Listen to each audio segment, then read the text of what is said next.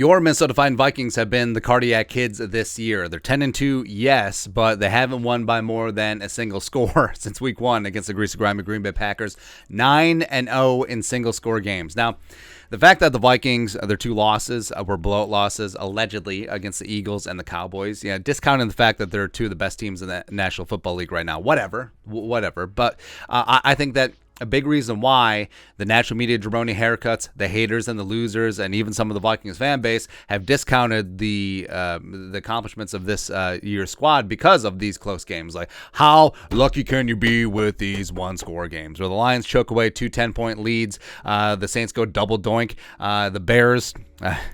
the Bears are roaring back, man. The Bears had the lead. Kirk Cousins called game. Amir Smith-Marset, we thank you. The Dolphins had a backup quarterback, even though the backup quarterback is looking really good. Skylar Thompson before he got hurt. Cardinals were imploding. The commies sort of gave it away at the end. Whatever.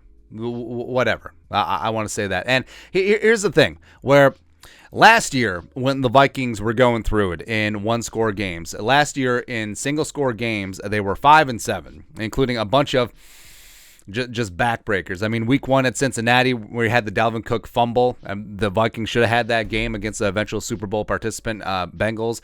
Arizona, Greg Joseph. The Browns game, which is just the Dallas game against Cooper Rush, OG Cooper Rush. Yeah, and then you got the Baltimore game, which was just an embarrassment at the end. Lions game week 13, giving Detroit the first win of the season. Also, by the way, the Carolina game.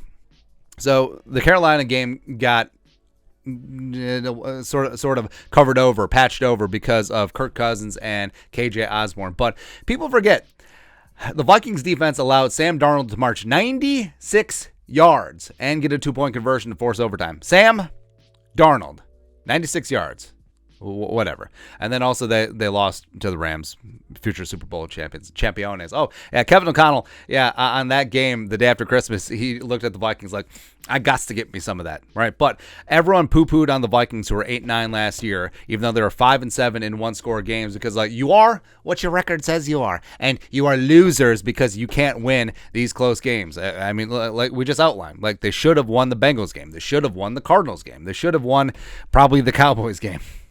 They probably should have beat the Lions too, right? All that stuff. But yeah, people don't give the Vikings from last year that benefit of the doubt versus this year. Where is the all of the you are what your record says you are talk, instead of it's a fluke? Look at point differential. No one has ever looked at point differential in the history of mankind, ever. A long story longer. So Kevin Seifert, who is not Carl Garbschmidt. He is not. So wrote up a great article about how the Vikings are faring and just thriving in high leverage spots this year. And we want to go over a couple of the excerpts. The Vikings have pulled themselves together for 10 victories in 12 games this season, the last 9 of which have been secured by 1 score. They're the first team in NFL history to win that many one-score games start a season. And on Sunday, coaches and players allowed themselves to start projecting what it could mean for the future. We're comfortable in these situations, right tackle Brian O'Neill said. Ideally, you want to win by more. But let's be honest, we're going to be in those situations again moving forward. If we can handle it maturely and if we can stay laser focused the whole time, we'll be fine.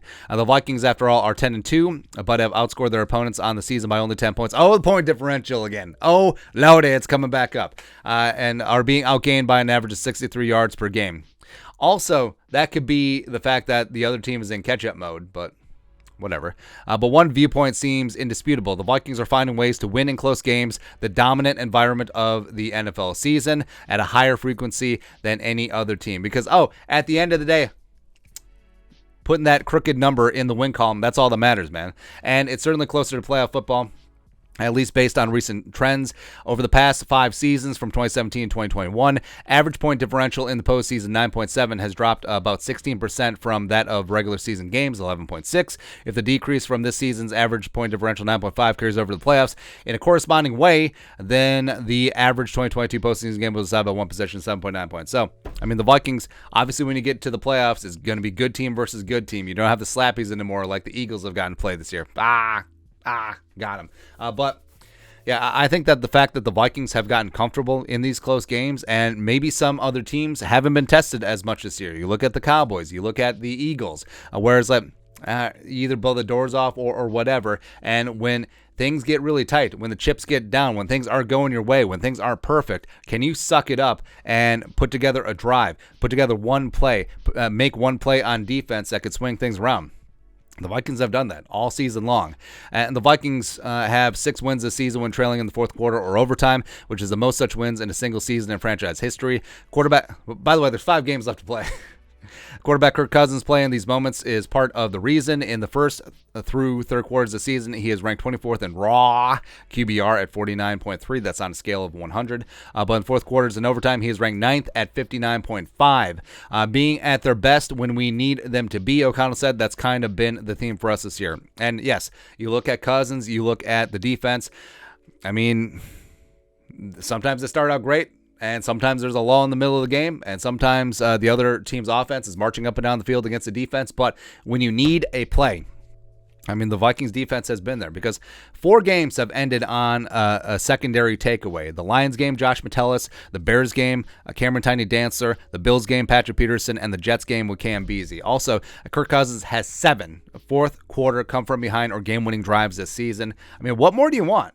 I understand that obviously it would be great to win by 3 touchdowns, but it doesn't happen. And it's not like we said, things aren't going to be perfect. So what happens if you're the Eagles and something goes wrong and all of a sudden you're down 14-0 in a playoff game? Like, what's going to happen? Like, you weren't really in this situation before. What are you going to do? It's like, oh, we should be up 14-0. Or we're not. Now we're going to press. Now we're going to panic. But the Vikings, you can see it on the sideline. Like, whenever they get down or whenever they have a lead that starts eroding, it's like, hey, no problem. No problem. We've been in this spot before, and we'll get it done in the fourth quarter. And, yeah, it's not good for heart health in the great state of Minnesota, but I was told that you are what your record says you are, and a win is a win is a win. Now, these last 5 games, I would love to see them put the bang thing on the Lions. I would love to see a couple double-digit wins, but I'm realistic about it. I know that a lot of these games are going to be fights. I mean, a lot of these teams are still good. A lot of these teams are playing for pride, except for the Packers, who are garbage. So I mean, we'll see what happens the rest of the way. But this is so interesting.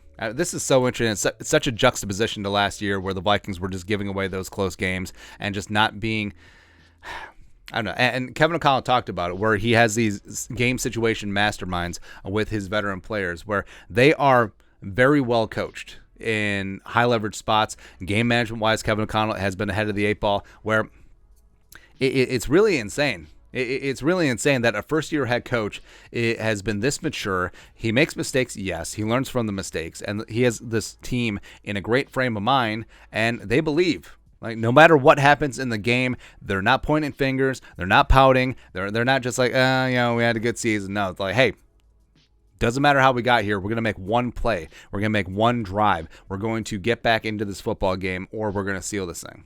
And I love it. I truly, truly do love it, man. But your thoughts are thoughts. ESPN Vikings comfy in tight spots. Let us know your thoughts and our thoughts and their thoughts in the comment section below. Subscribe for daily Vikings takes. Want to support the work? Put a little something in the Venmo. But till next time, Skol, production value.